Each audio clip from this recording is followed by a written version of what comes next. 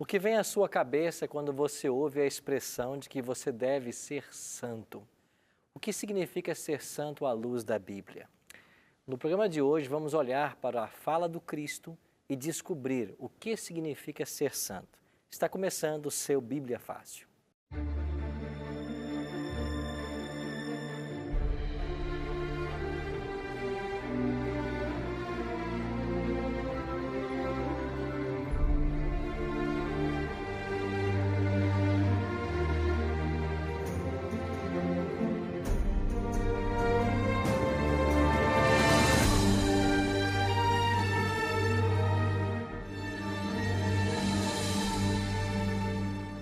Seja muito bem-vindo ao programa Bíblia Fácil, o seu programa semanal de estudo da Bíblia.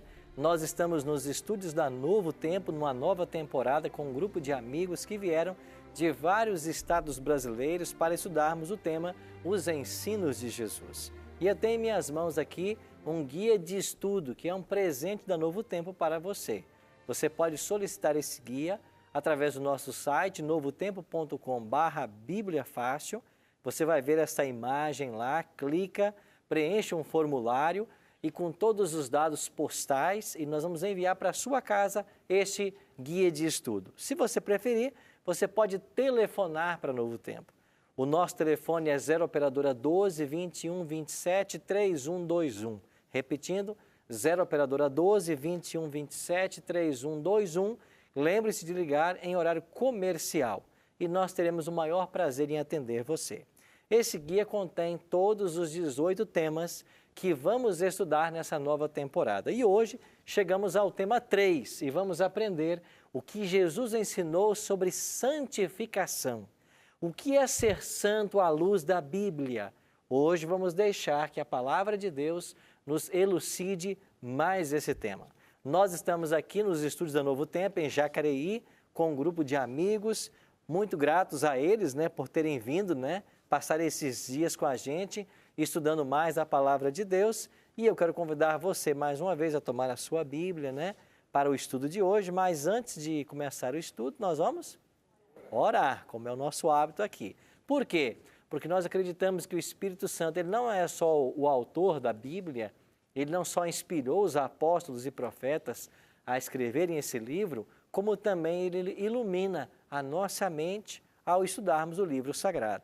E é de iluminação que nós precisamos para compreender a revelação. Então, se você puder, feche seus olhos e ore comigo agora.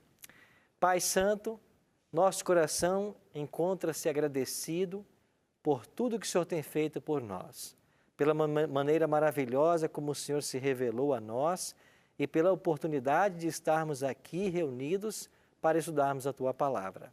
Suplicamos que o Teu bom e Santo Espírito esteja conosco mais uma vez e nos faça compreender esse tema tão importante que é o tema da salvação.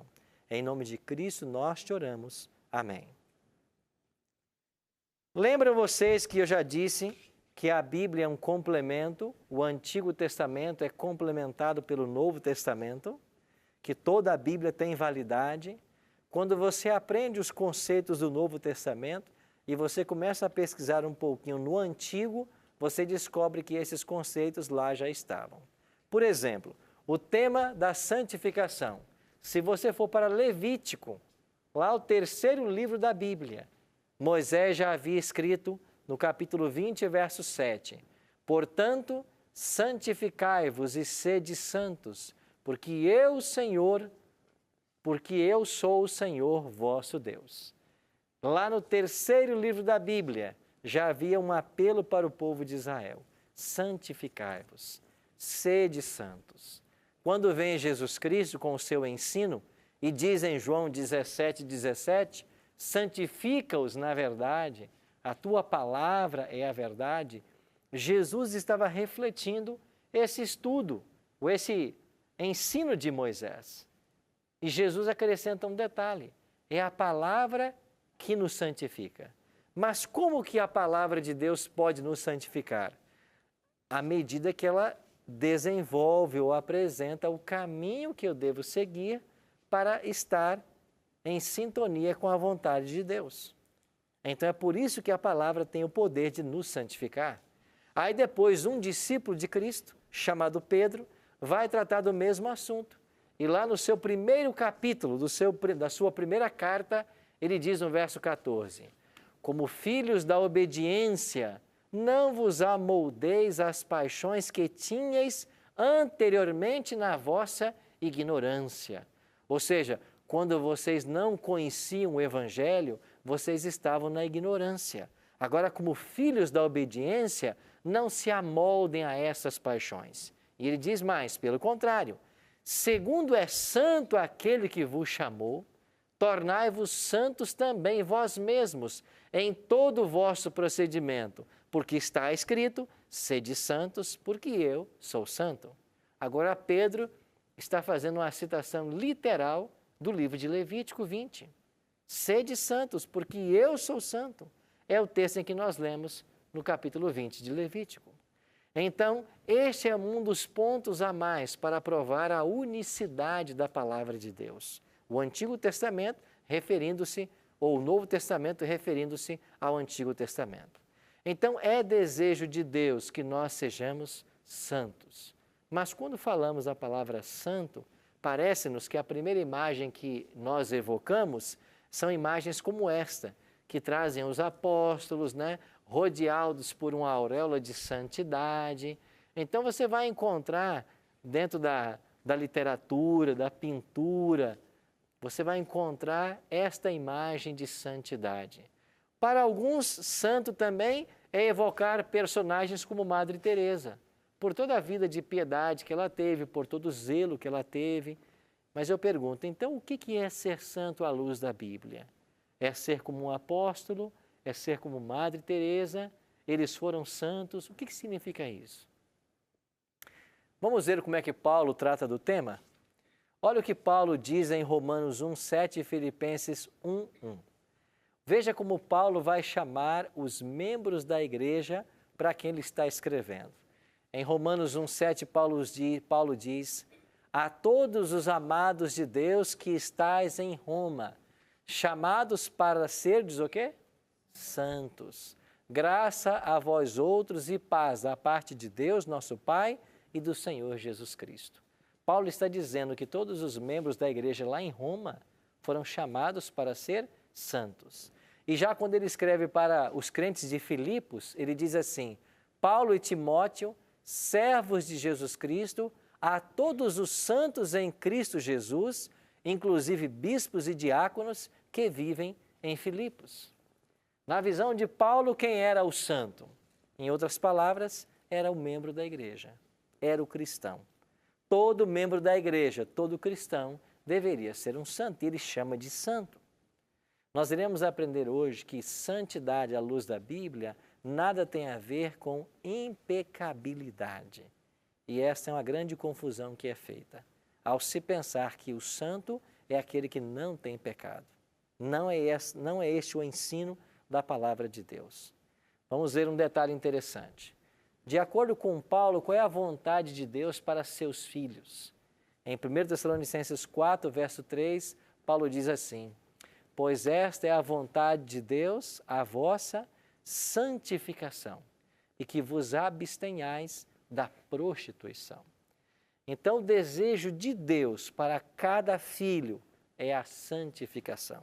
Por isso o tema de hoje, que Jesus ensinou sobre santificação.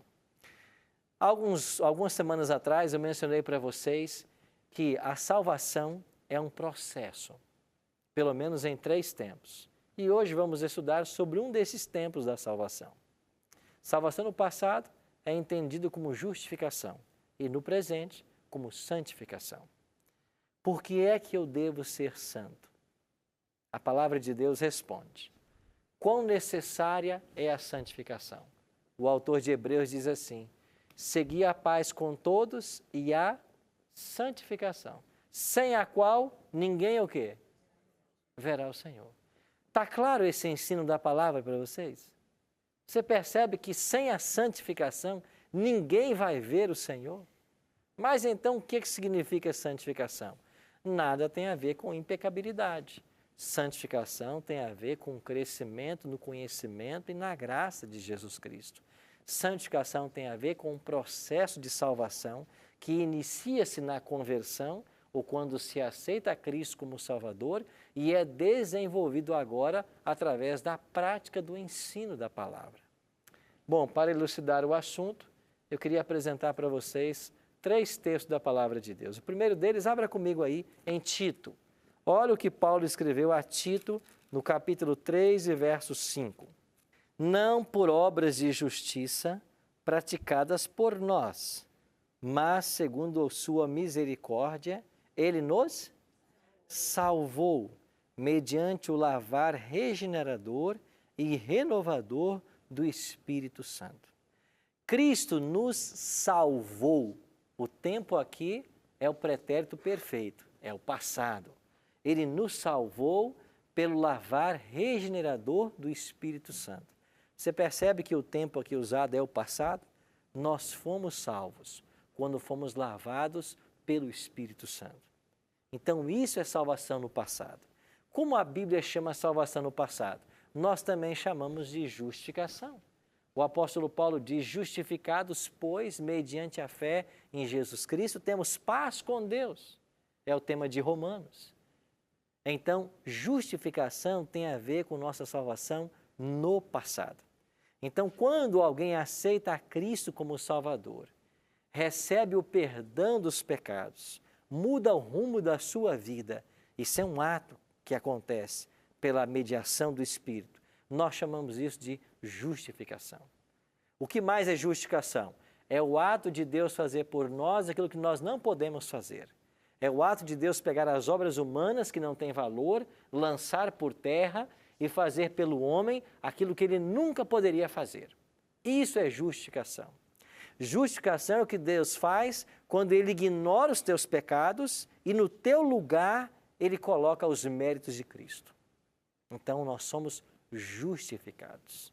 Na justificação, que é uma operação que Deus faz em nós no passado, quando se aceita a Cristo, nós somos declarados salvos. Isso tem que ficar claro em nossa mente. Quando alguém é justificado, o céu declara que essa pessoa está salva. Então é o nosso título para o céu. E o que acontece no segundo estágio, no processo da santificação? Vamos agora para 1 Coríntios, capítulo 1, verso 18. Volte um pouquinho aí a sua Bíblia, 1 Coríntios, página 765. 1 Coríntios, capítulo 1, verso 18. Página 765.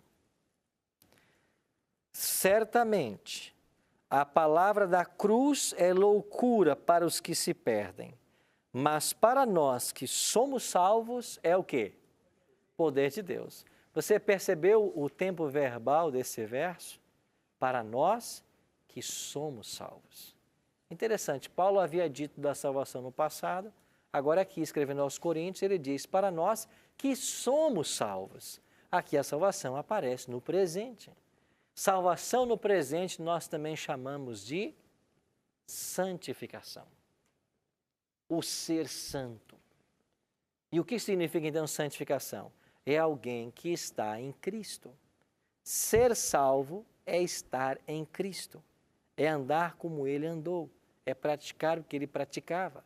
Agora, é lógico que, vez por outra, haverá quedas, haverá altos e baixos. É por isso que Provérbios 4,18 diz assim, que a vereda ou o caminho do justo é como a luz da aurora, que vai brilhando mais e mais até ser dia perfeito.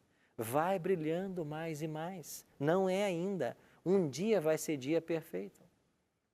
Se no processo da justificação Deus nos declara justos, no processo da santificação, Ele nos torna justos. Se na justificação nós somos declarados justos e nós somos declarados salvos, no processo da santificação, Ele nos torna santos.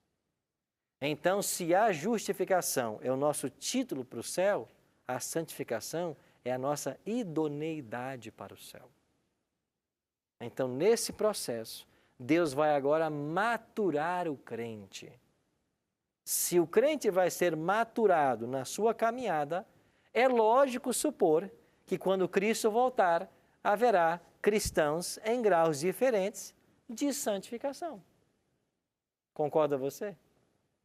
Você não pode esperar que alguém que caminha com Cristo há 40 anos tenha uma maturidade de alguém que acabou de ser batizado, que acabou de aceitar a Cristo, que acabou de começar a sua jornada.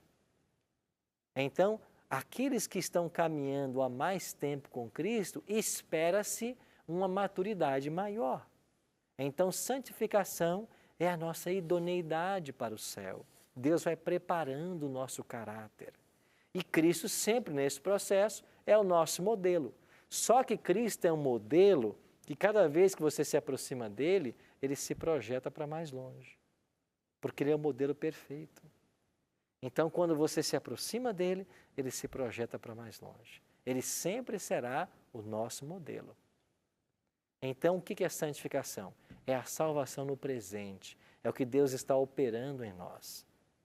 E como ela se processa? Se processa através do convívio, como nós veremos daqui a pouquinho.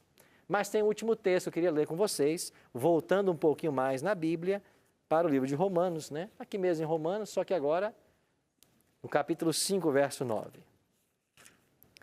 Romanos 5, verso 9. Olha o que diz o apóstolo Paulo. Logo, muito mais agora, sendo justificados pelo seu sangue, seremos por ele, o quê? Salvos da ira. Seremos salvos. Paulo agora já colocou a salvação num futuro. Nós fomos justificados no passado e nós seremos salvos da ira no futuro. Esta é a ira de Deus que vai se manifestar contra o pecador. E todo salvo vai ser poupado da ira de Deus. E os ímpios morrerão pela manifestação da ira de Deus. Nós chamamos essa salvação no futuro de glorificação.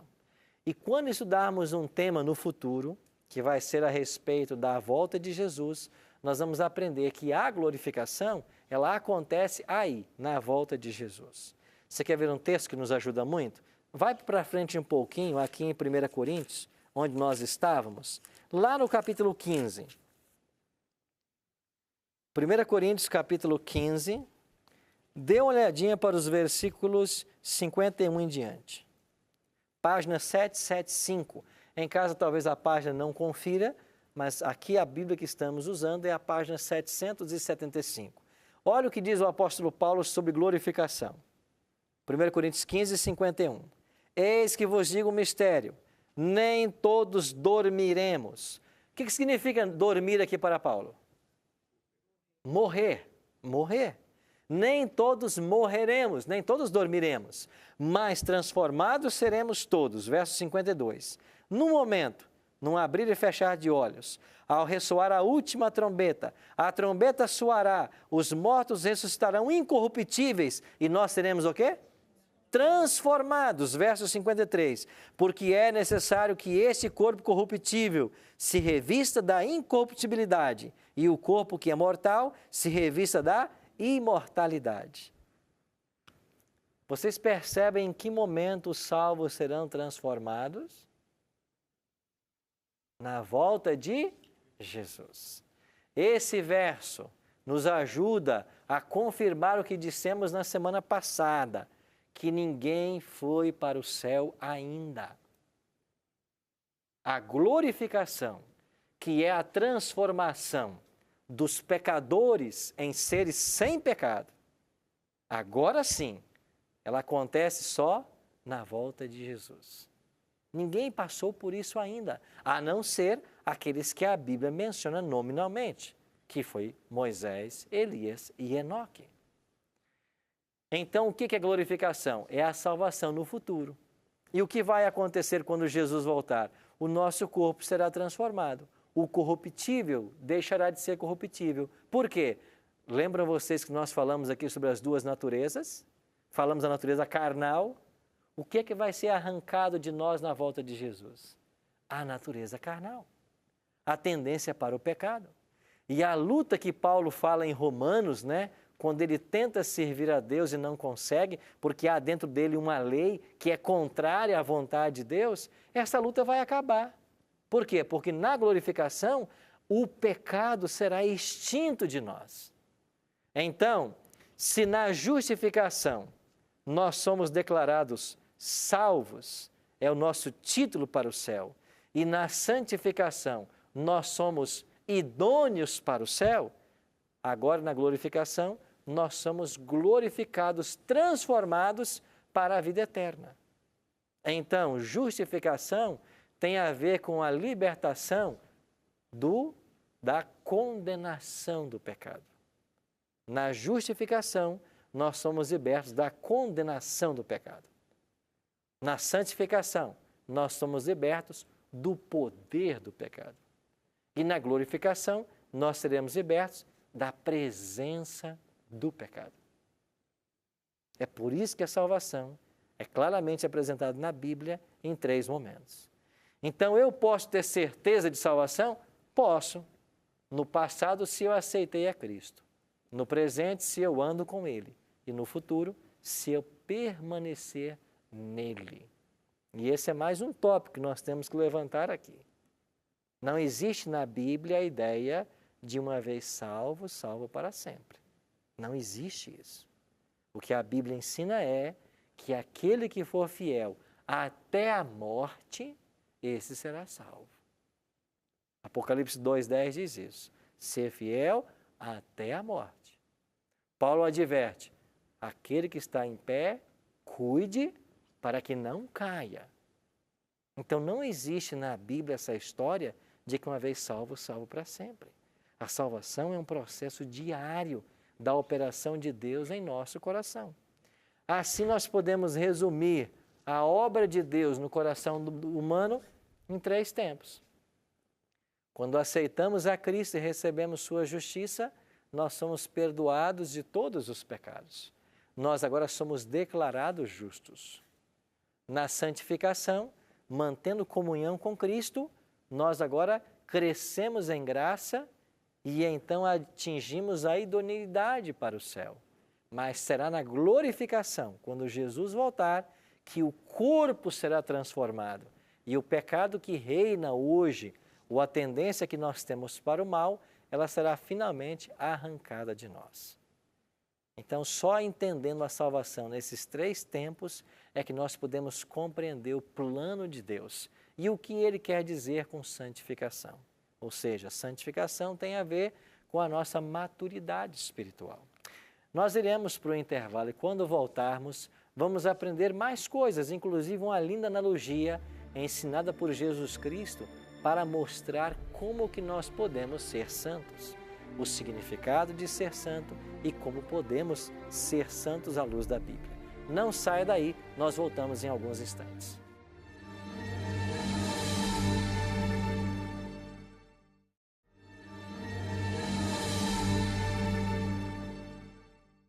Estamos de volta com o programa Bíblia Fácil, hoje tratando do tema o que Jesus ensinou sobre santificação.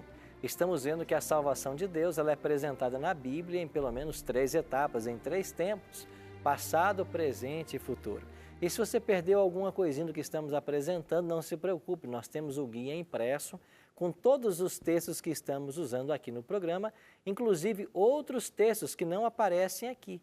Você pode solicitar, esse é um presente da Novo Tempo para você. Você pode pedir através do nosso site, novotempo.com/Bíblia Fácil. Você pode então acessar ali a nossa página, fazer um cadastro rapidinho, colocando os seus dados postais e enviamos para a sua casa. Se você quiser telefonar para nós, também pode, mas lembre-se de ligar em horário comercial. O nosso telefone é 0 operadora 12 21 27 3121. Agora, se você quiser também pedir o seu estudo por WhatsApp, nós vamos disponibilizar para você esse estudo. O nosso número é 12-98100-1615.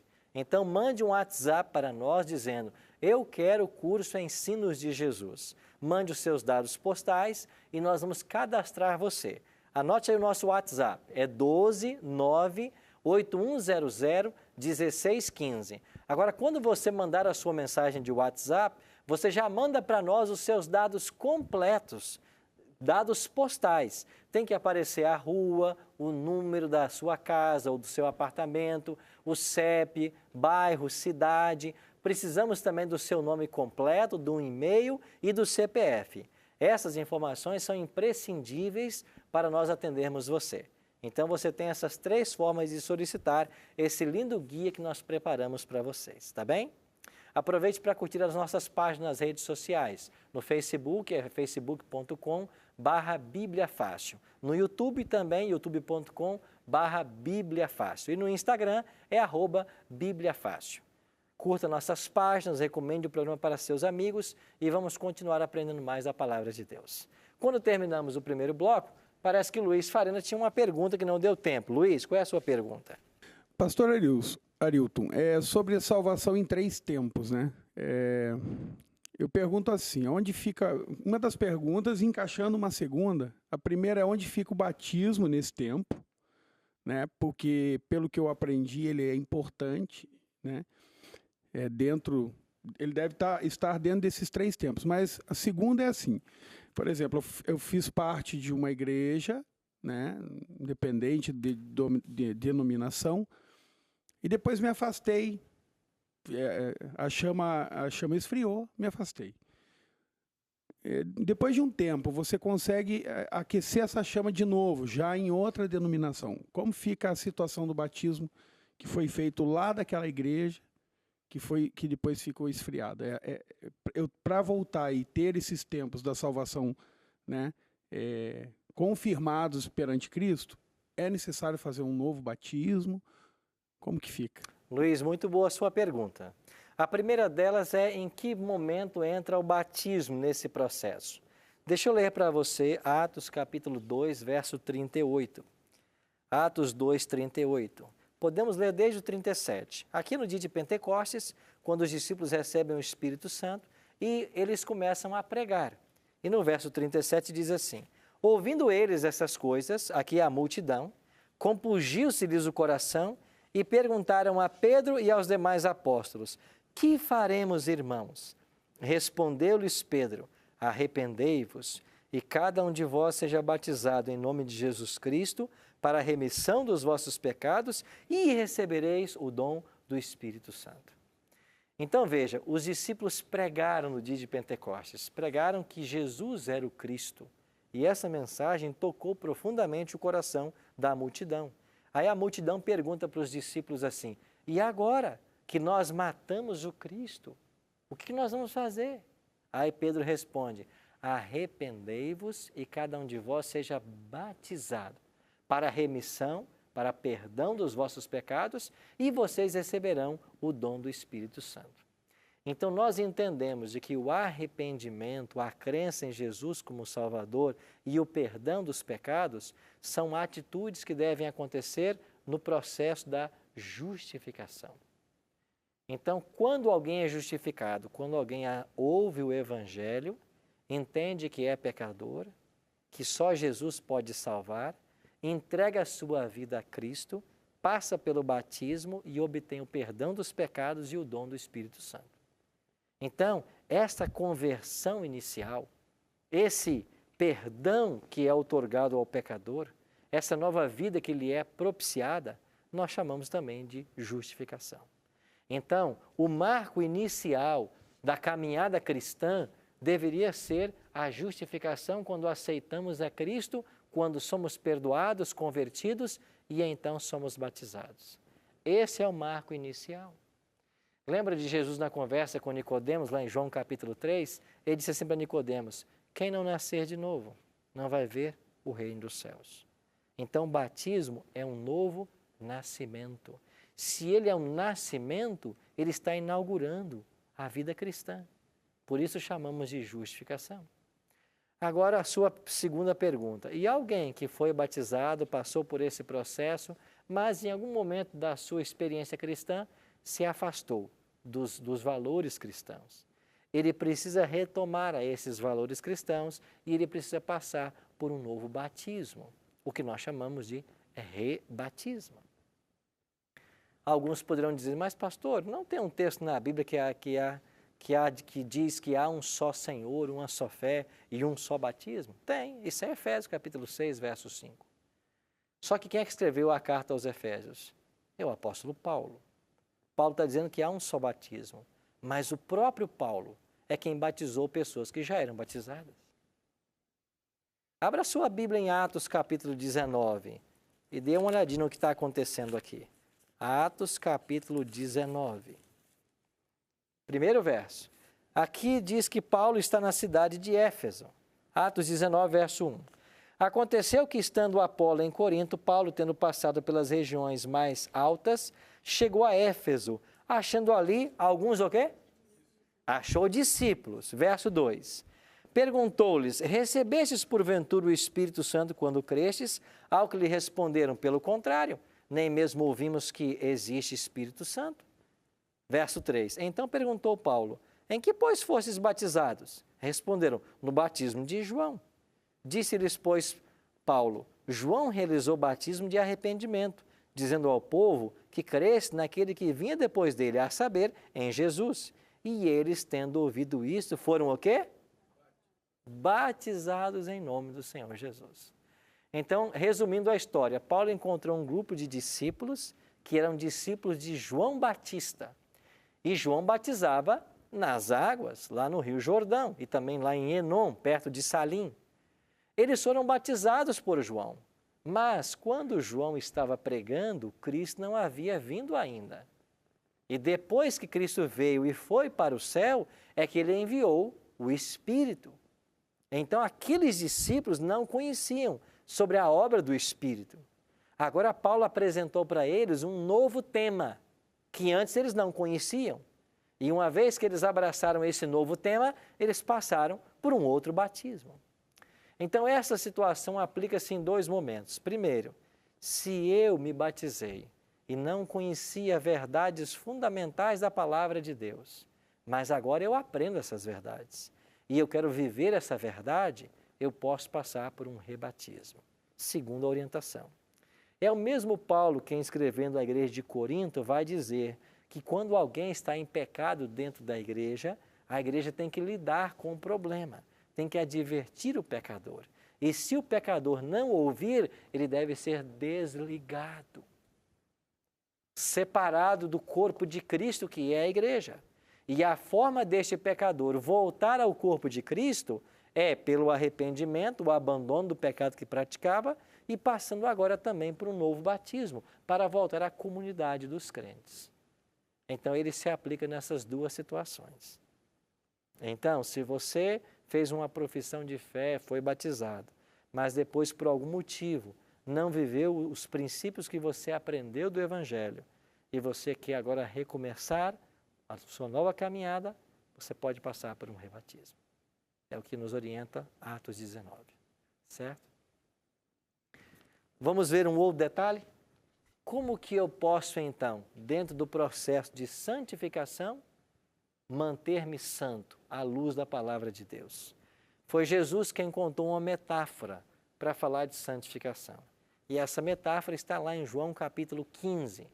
Olha comigo os versos 5 e 7. João capítulo 15, versos 5 e 7. Basta voltar algumas páginas aí da sua Bíblia. Nós estamos em Atos, vamos para João capítulo 5, ou capítulo 15, melhor, versos 5 e 7. Eu sou o quê? A videira. E vós o quê? Os ramos. Quem permanece em mim e eu nele, esse dá muito o quê? Fruto, porque sem mim nada podeis fazer. Verso 7. Se permanecerdes em mim e as minhas palavras permanecerem em vós, pedireis o que quiserdes e vos será feito. Se permanecerdes em mim. Então Jesus usou a figura de uma videira. E ele disse, eu sou a videira e vós os ramos. Quem estiver ligado em mim, esse vai dar muito fruto. Então, à luz desse ensino, é impossível frutificar separado de quem? De Jesus. Lembra que eu disse numa outra semana de que até as boas obras que nós praticamos separadas de Cristo são más obras? O verdadeiro fruto, ele só pode ser produzido estando ligado a Jesus. E é Paulo quem nos fala lá em Tiago, não é isso? Capítulo 5, 22 e 23, a respeito dos frutos do Espírito. Vamos dar uma olhadinha nesses frutos? Vamos para Gálatas 5, 22 e 23. Olha o que diz a palavra de Deus a respeito dos frutos do Espírito. Gálatas 5, 22, página 786. O texto diz assim: mas o fruto do Espírito é o quê? Amor, alegria, paz, longanimidade, benignidade, bondade, fidelidade, mansidão, domínio próprio. Contra estas coisas não há o quê? Lei. Então, Paulo está falando dos frutos do Espírito. Esses frutos do Espírito é a mesma coisa que Jesus falou em João 15. Quando você está ligado a mim, você produz muitos frutos. Que frutos se produzem? Esses que Paulo está dizendo. Então, quem está ligado a Cristo num processo de santificação, ele vai desenvolver o quê? Ele vai desenvolver amor, ele vai ser amoroso com todas as pessoas. Diz aí também que ele vai ter alegria, ele vai ter paz, vai ser longânimo, benigno, vai ser bondoso, vai ser fiel, vai ser manso, vai ter domínio próprio. Então, estas são as coisas que identificam as pessoas que estão num processo de santificação. Então, santificação não é a ausência de pecado, mas é o desenvolvimento dessas virtudes que são operadas pelo Espírito Santo.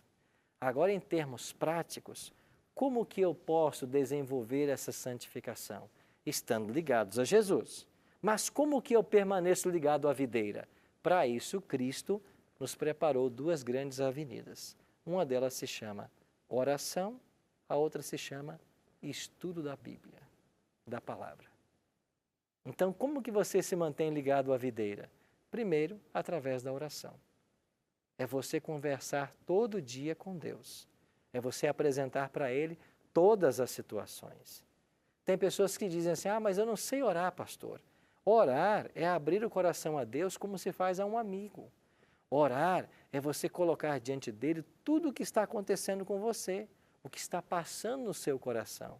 Orar é conversar com Deus, não para informá-lo das coisas, porque Ele é onisciente, mas quando você conta o que está acontecendo, ajuda a criar em você um senso de dependência. E além de orar, nós temos que fazer o quê? Ler a sua palavra. Não pode haver crescimento cristão sem a leitura diária da palavra de Deus. Sem o contato diário com esse livro, não podemos crescer em graça. E você já percebeu que nós somos tentados a ler diversas coisas? Muitas coisas saltam aos nossos olhos desde que a gente acorda. Mas quanto tempo nós temos dado por dia para estudar a palavra de Deus?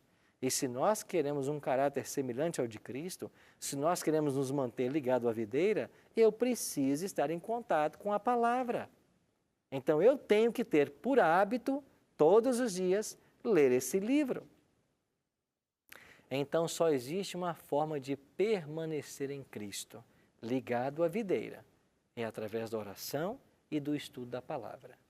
Agora, quando eu me mantenho conectado assim com Cristo, o que é que vai acontecer naturalmente? O cristão vai produzir frutos. Assim como a videira, se ela está saudável, naturalmente ela vai produzir as uvas. Esses frutos, eles são revelados no nosso dia a dia, no nosso contato com as pessoas, no nosso trato com as pessoas, na tolerância que nós temos uns para com os outros, no amor que nós temos uns para com os outros, no respeito, no interesse genuíno, na empatia. Por que Cristo era uma pessoa que atraía multidões? Por que as multidões gostavam de Jesus? Porque Jesus sentia a necessidade do povo. Porque Jesus se aproximava do povo como alguém que tinha interesse por eles. Leônidas? Pastor Arilton, pode uma pessoa buscar a santificação, estudando a Bíblia, orando, porém, sem ser membrado em uma igreja ou uma comunidade cristã? Eu acredito que possa, dependendo das circunstâncias. Porque o que a palavra de Deus nos ensina é que a vida cristã ela é vivida em comunidade. Se você for para Atos capítulo 2, por exemplo, quando aquelas multidões aceitaram a mensagem dos apóstolos e foram batizadas, Atos 2, 42 em diante diz que elas tinham tudo em comum. Elas partiam o pão de casa em casa, elas partilhavam, elas estavam unidas. Se você vai para Hebreus, o autor de Hebreus diz assim: não deixemos de congregar-nos como é costume de alguns. Então a Bíblia faz um apelo para estarmos unidos uns aos outros. E de fato na oração de João capítulo 17, Jesus orou pela nossa unidade. Jesus falou assim: Pai, eu oro para que eles sejam unidos assim como eu e o Senhor somos. Não pode haver cristianismo dividido. Esse conceito de que eu posso me santificar vivendo uma vida de um eremita isolada, num monge, num mosteiro, isso não é bíblico. Vida cristã se vive em comunidade. Então há um apelo da palavra de Deus para nós estarmos unidos como família cristã, para nos apoiarmos mutuamente. Há um apelo para não deixar de se congregar.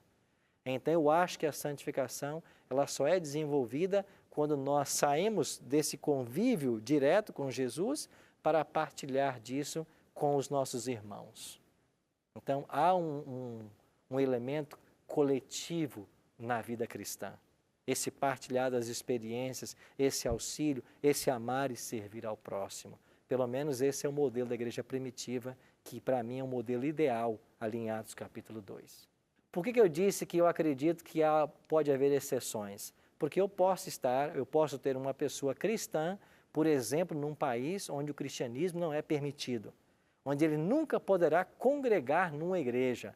Sem dúvida que ele vai desenvolver a vida cristã dele isolado de uma comunidade, mas porque existem fatores externos adversos a esse objetivo. O que não é o caso no Brasil, um país com tanta liberdade religiosa. Certo?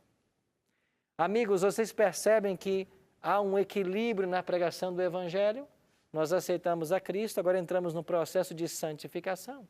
Esse processo de santificação, quem é que opera ele? Quem é que tem o poder de nos santificar? Olha o que Paulo vai dizer em 1 Tessalonicenses 5:23. O mesmo Deus de paz vos santifique em tudo, o vosso espírito, alma e corpo, sejam conservados íntegros e irrepreensíveis na vinda de nosso Senhor Jesus Cristo. Quem é que nos santifica? É Deus. O mesmo Deus de paz vos santifique. É uma obra divina santificar o homem. Agora, Paulo enfatizou que os cristãos de Roma tinham uma obrigação para com Deus no processo da santificação. E qual era essa obrigação? Paulo diz assim, Romanos 12:1.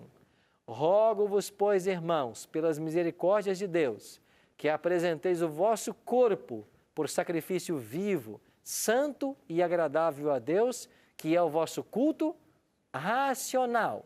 Verso 2.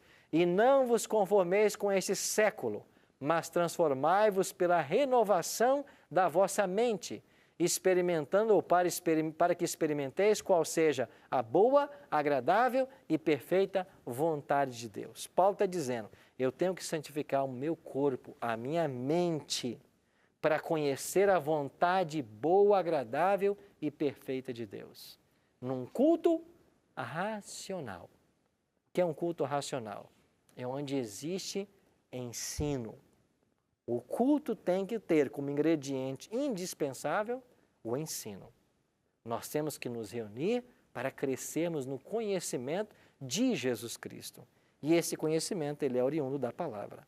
É por isso que a ordem de Jesus, lá em Mateus 28:19, é ide por todo o mundo pregar o evangelho, ensinando-os. Está claro isso? Ensinando-os a guardar as coisas que vos tenho dito. Não existe pregação do evangelho se não há ensino. Finalmente, o plano da salvação é pedagógico. Tem que haver ensino. Se você não ensinar as pessoas, elas não poderão ser salvas. Elas não poderão crescer em graça. Elas não poderão se aperfeiçoar nos seus dons espirituais. Tem que haver ensino. Você percebe porque a gente prioriza tanto um grupo como vocês aqui? Para nós crescermos no ensino. E, finalmente, qual é o conselho que o apóstolo Pedro nos dá em sua segunda carta, capítulo 3, verso 18? Antes, crescei na graça e no conhecimento de nosso Senhor e Salvador Jesus Cristo. A Ele seja a glória, tanto agora como no dia eterno. Antes, crescei na graça e crescei no conhecimento. O cristão não pode passar a vida inteira conhecendo as mesmas coisas. Você não pode se conformar em conhecer hoje o que você conhecia ontem. Cristianismo é crescimento. E quando falamos em crescimento, é crescimento em informação, em conteúdo, assim como acontece numa escola secundária. Você começa lá, nas séries iniciais, passa depois para o ensino médio, vai para o ensino fundamental, depois o médio, vai para uma graduação, para um mestrado, para um doutorado. O conhecimento ele é crescente. Na vida cristã não é diferente. Nós temos que crescer. Agora você já percebeu que tem cristãos que estão na igreja há 30, 40 anos e sabem as mesmas coisas? Por quê? Porque muitas igrejas por aí não valorizam o conhecimento. Eu queria que você entendesse isso. Nós temos que conhecer. Nós temos que crescer no conhecimento. E você só cresce no conhecimento se você abre esse livro, se você estuda a palavra. Santificação tem a ver com conhecimento, com aprendizagem e convivência. É claro que isso tudo dentro de uma esfera de dependência de Deus e da obra que Ele realiza. Por isso, meus amigos, eu tenho um apelo para fazer hoje também para vocês. E qual é o apelo hoje? Está disposto você a tomar hoje a decisão de se relacionar com Cristo diariamente através da oração e do estudo da Bíblia? É desejo teu abrir o seu coração à influência do Espírito Santo e permitir que Ele transforme você à imagem de Cristo? Não existe crescimento sem conhecimento. Não existe crescimento sem contato com a palavra. Não existe crescimento sem oração. Isso tem a ver, estar ligado à videira, estar ligado a Jesus Cristo. Santificação é estar ligado a Jesus. E naturalmente, nós produziremos frutos. O pé de laranja não se esforça por produzir laranja. Ele produz porque é uma laranjeira. Um pé de manga não se esforça para produzir uma manga. Ele é mangueira. Ele vai dar a fruta na estação. O cristão, ele é santo. Ele não se esforça, ele fica na presença de Cristo. E o resultado serão os frutos. Por isso, Jesus deve ser o primeiro, o último, o maior, o nosso grande Salvador e amigo. Eu queria que você pensasse nisso. Nós vamos ouvir uma música agora. Enquanto ouvirmos essa música, eu queria que você pensasse. Tem você se relacionado com Jesus Cristo? É a palavra dele prioridade para a sua vida? Você tem tirado tempo para aprender mais desse livro? Você tem tirado tempo para orar a Deus todos os dias e contar o que vai no seu coração, das suas lutas, das suas dificuldades? Eu queria que você pensasse nisso, enquanto ouviremos agora essa música. Que você refletisse sobre como nós podemos crescer em Cristo, como podemos ser santos, assim como Ele é.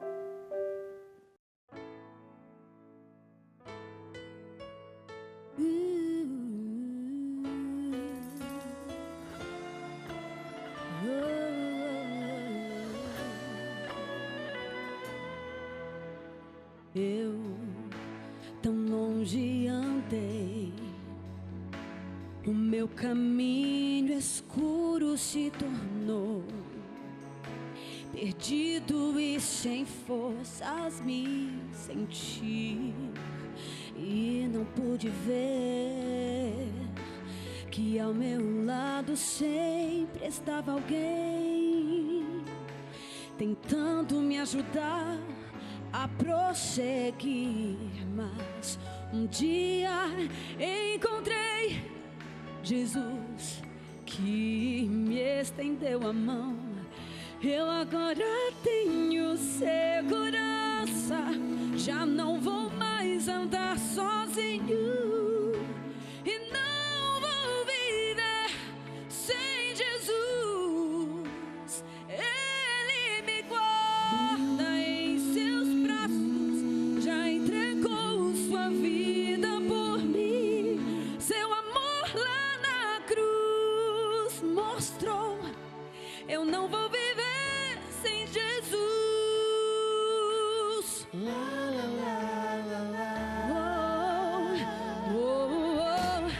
Eu no mundo busquei riquezas que não é preciso ter. O meu tesouro sei que está no céu.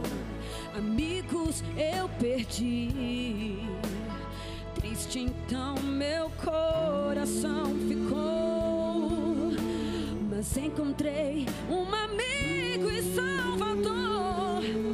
Ele nunca me abandonou. Jesus nunca vai te abandonar. Sua graça me salvou.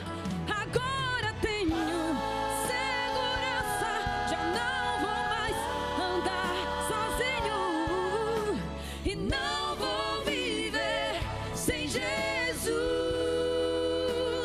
Ele me guarda em seus braços, já entregou sua vida por mim. Seu amor lá na cruz mostrou. Eu não vou viver sem Jesus. Oh, oh, oh, Cristo,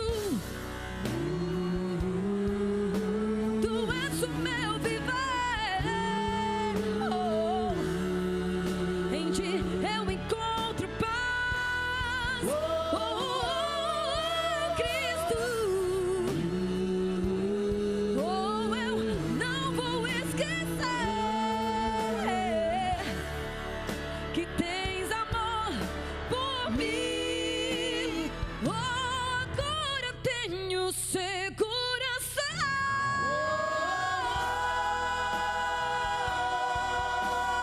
Não vou viver sem Jesus. Ele me guarda em seus braços, já entregou sua vida por mim. Seu amor lá na cruz mostrou. Eu não vou viver sem Jesus.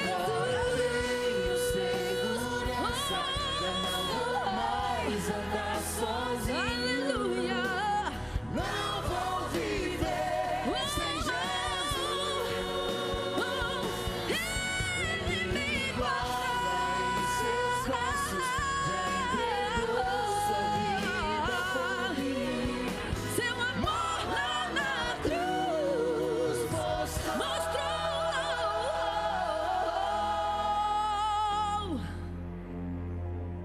Oh, eu não vou viver sem meu Jesus em mim.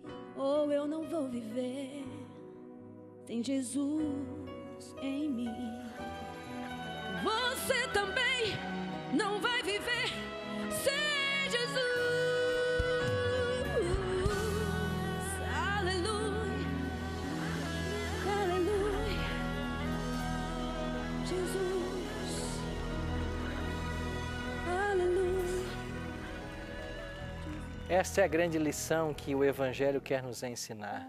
Nós não podemos viver sem Jesus.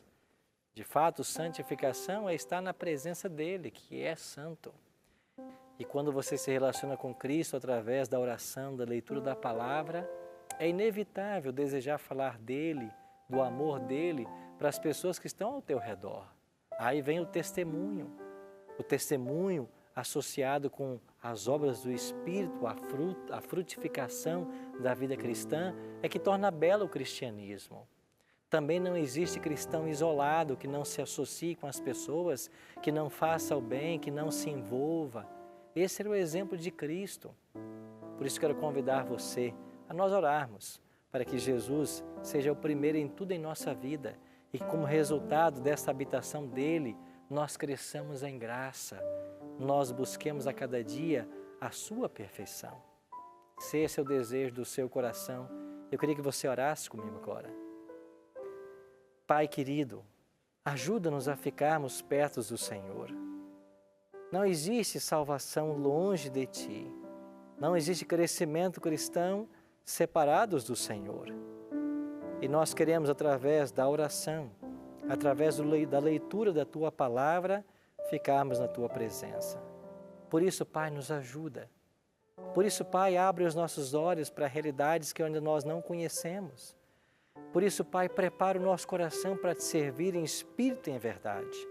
E ajuda-nos a caminharmos nas Tuas pegadas, a sermos cada vez mais dependentes do Senhor. Que a Tua bênção nos alcance nesta hora. É a nossa oração, em nome e por amor de Jesus. Deus o abençoe, meu prezado amigo. E na semana que vem, vamos aprender um pouquinho mais sobre o que Jesus ensinou sobre o Espírito Santo. Eu te espero.